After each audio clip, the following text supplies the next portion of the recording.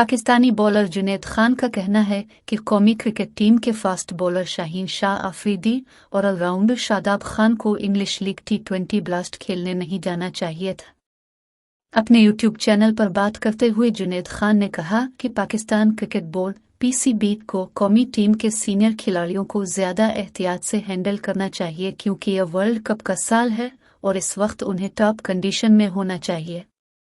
जुनैद खान ने कहा, मेरी राय में यह बेहतर होता अगर बोर्ड शाहीन को T20 ब्लास्ट खेलने की इजाज़त न देता और उन्हें अपनी फिटनेस पर काम करने और कुछ आराम करने का मशवरा देता क्योंकि वर्ल्ड कप करीब है और आगे मज़ीद सीरीज़ हैं, हमें उसकी ज़रूरत है। कौमी क्रिकेटर ने कहा कि लीग में शाहीन की ज़रूरत नहीं है, वो पाकिस्तानी टीम की रीढ़ की हड्डी है।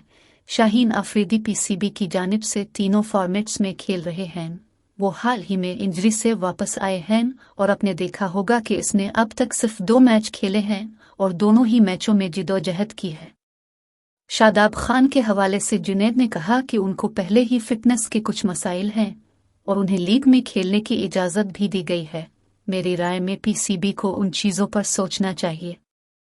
ताहम जुनैद का ख्याल है कि इंग्लैंड में league cricket league spinner Osama Mir और तेज़ गेंदबाज ज़मान खान जैसे नौजवानों के लिए फ़ायदेमंद साबित होगी।